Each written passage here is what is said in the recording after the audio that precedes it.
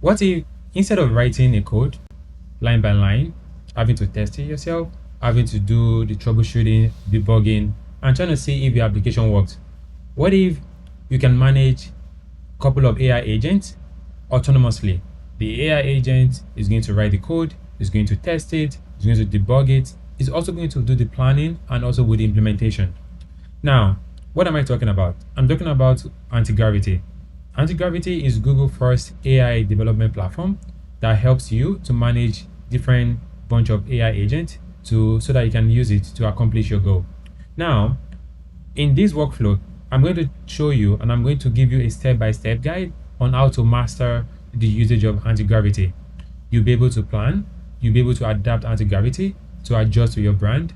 You'll also be able to adjust anti-gravity to do some troubleshooting, and also be able to give you some custom rules and instruction that actually follow your core principle and then also your core brand principle itself. Now, let's get started. Let's jump right in. Now, in Google Anti-Gravity, it's a system that you can use. By the time you set it up, you'll be able to build your application. You'll be able to run multiple parallel agents to test your application. You'll also be able to debug it. By the time you are debugging your application, you'll be able to see what the issue is. Even before you even start debugging, you will also see the implementation plan. By the time you start seeing the implementation plan, you also know what needs to be fixed and what needs to be adjusted. Now, to get started, you go to antigravity.google. Now, when you get to antigravity.google, you can check out their platform. Then you click on download. Now we're going to jump into getting installing antigravity on your system. Now, when you get to antigravity, you click on download. On the download page, there are a couple of things you need to be aware of. There is Antigravity 2.0 at the current recording of this video. Also, there is Antigravity CLI, there's Antigravity IDE, there's also Antigravity SDK. These four packages are quite different. Now, let me explain. Antigravity 2.0 is more like antigravity that you can use on your device. It doesn't have any form of IDE that you can use. However, you can actually see the code itself, but it's quite different from the IDE. For the anti-gravity CLI, this is more of a terminal anti-gravity base, where for those who are comfortable using the terminal, the anti-gravity CLI is a good catch. And then also there's anti-gravity IDE. Anti-gravity IDE is more like a full-on development environment workflow. It contains the CLI, it contains the chat section, it contains every single thing that you need. And then also there's anti-gravity SDK. If you want to run your application and you want to interact with Antigravity SDK, this is your to go. Now, for the sake of this video, we're going to be using the Antigravity IDE. You click on that, you see it brings me down here. Let me click on the CLI. It brings me here. To do the CLI, you'll be able to copy this if you're using a Linux computer. If you're using Windows, this is your command. And then also if you're using Windows CMD, that will be your command. For the SDK, it tells you that you can work with anti-gravity directly in your code base. You can build, debug, ship from your terminal, describe what you need, and anti-gravity handles the rest. This is a way of integrating anti-gravity directly into your code base. But we are not going to do that on this video. We want to get started with anti-gravity. We want to master anti-gravity. We want to see how we can actually build product, managing where we can leverage anti-gravity to manage multiple agents autonomously to do what needs to be done. Now let's get started. You click on Antigravity IDE. We're going to download for app Silicon. Now once it gets downloaded, you click on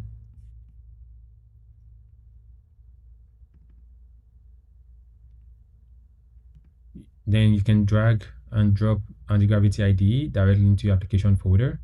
Now you successfully install anti-gravity, and you can see it's copying anti-gravity IDE into the application. While that is going on, what we can do is we can actually monitor that activity, and once it's done, you hear a sound. If you're using Mac computer, you hear a sound that actually tells you that it is done. Now let's set up our anti-gravity. As you can see, our anti-gravity is right here. You click on it, you open it,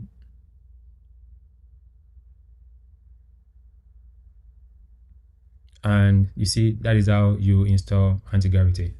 Now we're going to jump into setting up anti-gravity environment. Set up your anti-gravity environment. Make sure you've downloaded the anti-gravity. Once you download the anti-gravity, what you're going to see is this environment here. It says, welcome to Antigravity IDE. What you're going to do is you're going to continue with Google. You need to have a Google account to use anti-gravity. In my case, I have a Google account. I'm going to click on this. And then I'm going to sign in.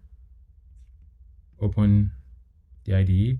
Further action is required to use Antigravity IDE. Please verify your account, then sign in again. If you see this error, it simply means you need to sign in again or you need to verify. In our case here, let's click on sign in again. If we get the same error, we're going to verify. Let's click on sign in. Let's do this. Then that means we need to verify. If you click on verify, let's see where that brings us. That brings us to this UI, which means you need to verify your info to continue. So as you can see, once you authenticate, you should be able to continue using your sign-in flow for anti-gravity. So let's come back here. Let's sign in again. Let's continue with using Google. Now let's try and sign in. Open anti-gravity. Is waiting authentication. Then you should be able to proceed. As you can see, success continuing. Then you click on next. After you click on next, now this is an interesting question here. It's asking you if you would like to import from VS Code or if you would like to start afresh. In our case, we would like to start afresh. Now let's start afresh. My preference is the dark modern, so that's what I'm going to select. And then also here is asking, it's going to ask you how do you want to use the anti-gravity IDE. The strict mode, which it provides the highest guarantee against any possible vulnerability. And also, when you're exploring anything that is untrusted with the agent, it's going to recommend you to use the strict mode. Now, there's also another mode which says review-driven development. At every single point, it's going to ask you a question: A, do you want to review it or do you want to proceed? So this gives you a more interactive experience between the IDE and also anti-gravity. And also there is agent driven development where the agent will never request for review. So it's never going to request for review. It's just going to be agent doing agentic stuff. And then also there is custom configuration where the terminal execute the policy. In our case here, since you want to explore anti-gravity, you select agent driven, but recommendation is you use the review driven development. But for this walkthrough today, let's just choose the agent-driven development. Now, also key binding. For those who are familiar with Vim, you can select Vim. But in my case here, I'll select normal. The extension, you can decide to install different kind of extension. You can, as you can see, if you want to configure it, you can add Python, Go, C, C++, or C, or C# or Ruby. But we say we are not going to be doing anything related to C# or C++ or Ruby. Let's stick with Python and Go. The command line, yep, we want to use we want to have the command line. Then let's click on next. Now this is a very good question, which is what plugins do you want to add? Think of this plugin in this case as skills. What skills you want to give your anti-gravity from the bat? In our case, we're going to select Android. We're also going to select Google Antigravity SDK, just in case we end up building a product that uses Google Antigravity. We want to embed it into our code base. And also Chrome DevTools. I usually recommend using Chrome DevTools. The reason I usually recommend that is because it allows you to be able to troubleshoot whatever issue that is happening within the application itself. And then also Google Maps platform. This is largely if you want to develop, as you can see here, it says build and prototype location aware application with Google Map platform. So if you're building a product that needs to be aware of a particular location, that is when you tend to use you have to use Google Map platform. It has been used and it is trusted. And then also the data agent kit, we don't want to do that unless if the product that we're working on requires choosing that. We're not building anything that is Flutter or data related, so I'll just skip that. For those who uses Firebase, you can check Firebase here where you can build and run your application with users that actually prefer using Firebase for the application. I've worked on Firebase in the past, but I won't be using Firebase in this case. Now let's click on next. Now here it says that security notice and data use. You have to specify yes, or else you won't be able to proceed. If you'd like to receive updates regarding any latest development on Antigravity IDE or Antigravity product, you can basically just select yes, and you'll be receiving their promotional emails. But here we click on, we don't want to check that. Let's click on next. Antigravity IDE will now prompt with OSA script for administrator privilege to install the shell command. Say okay, and let's put in our password.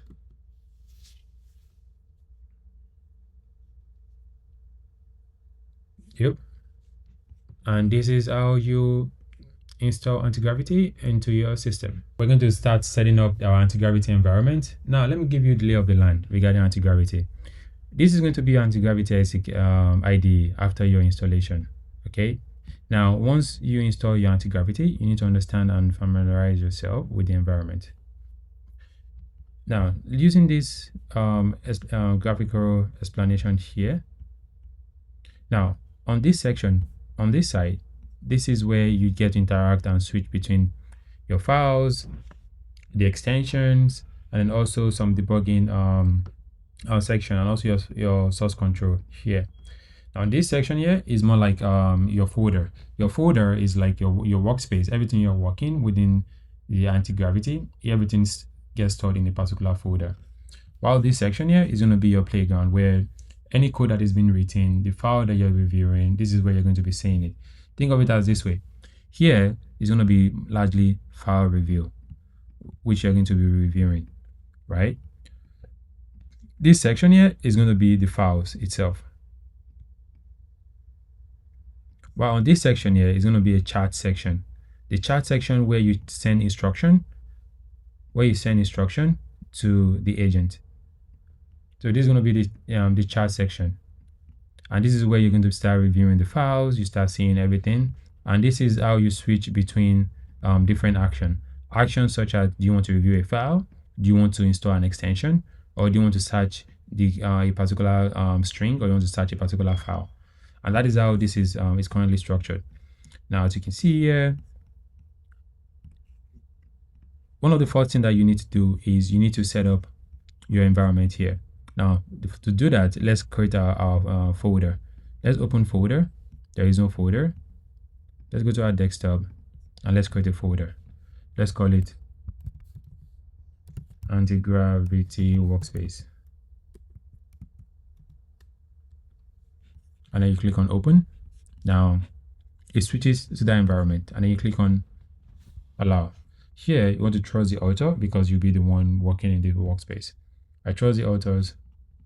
Now you have your folder here where your project, your application, everything will be stored. And here, code with agent. And on this side here is it's going to be your Antigravity. Now, one of the few things that you need to also do here is you need to set up a couple of things, such as making sure that you don't lose any file change that is being introduced. You click on this sign here. Let's start with this. Editor settings. The editor itself, you need to prepare it for the work that you're about to embark on. For example, autosave. I recommend selecting autosave to be on. You could do that by clicking on the file at the top and click on autosave that. So here, after delay, simply means anytime you make any change on a file, you want to wait for a few seconds and let it automatically save.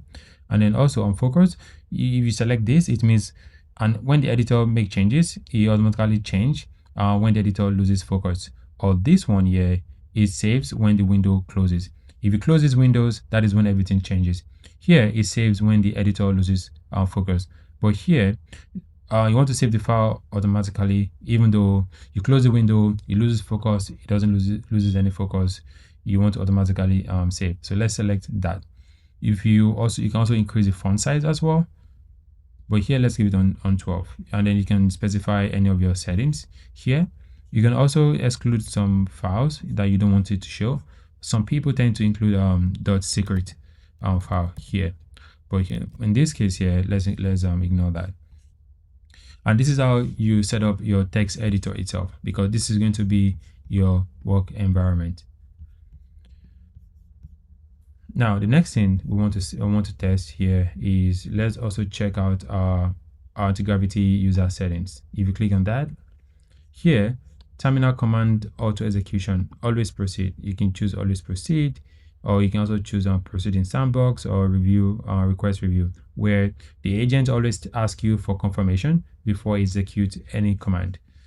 Here, you can also say agent no workspace file access. So this allows the agent to access files outside of your current workspace. Right now, our current workspace is Antigravity -ws. Any folder in that section is what get interacted with. But here, we don't want to do that, at least for now. So let's say you have a folder in a different location, for example, desktop, or you have a folder in your download directory. If you want Antigravity to be able to have access to that, this is where the settings takes place. And also review policy. We want set it to always proceed, or you want it to always ask you, where the agent always asks you for review before it proceeds. Here, the next one here is conversation history. You want to enable this because the agent should be able to access past conversation to inform each response. This allows the agent to be aware of context, also to have a robust context regarding the task that is being done, rather than having to reprompt it every time, providing context to it manually. By enabling this, you also save on token. Okay, so knowledge, when you enable this, the agent will be able to access some knowledge base to involve its response automatically. I believe this also will help in reducing token usage when your agent have access to history and also the memory itself. Now, when you enable this one in terms of explain and fixing current conversation, the agent is going to continue in the current conversation instead of starting a new one. So you want the agent to continuously fix a particular problem in a particular conversation, context, session, rather than having to start a new one. Let's enable this here. Enable sound for agents. So let's say, for example, you give your agent a task and the task is going to take 10 minutes, right? And you want to go for a coffee break. So you want your agent to be able to alert to that, hey, I'm done. Something like that, and a sound basically. So let's enable that here. I think those are the basic settings that you need to have here. And also models. Here, we're going to keep this the way it is. Customization, we're going to keep this the way it is. Over time, you start adding different MCP. MCP such as Figma. MCP such as, let's say, Kubernetes. MCP such as, let's say, GitHub. I believe it has GitHub. You can start having different MCP. But for the sake of this video, we do not want to do that. We just want to keep to the to what we're trying to do, which is setting up our environment to be able to handle our workflow. Also, if you click on this customization and or MCP server, you'll be able to add different customization to your environment. And this is how you set up your Antigravity IDE. And this settings is going to save you time. It's also going to prevent you from losing files. Any changes that your agent actually makes right now, it's going to be automatically saved. Nothing is going to get missing. And then your agent now have a wider context regarding what is about to embark on.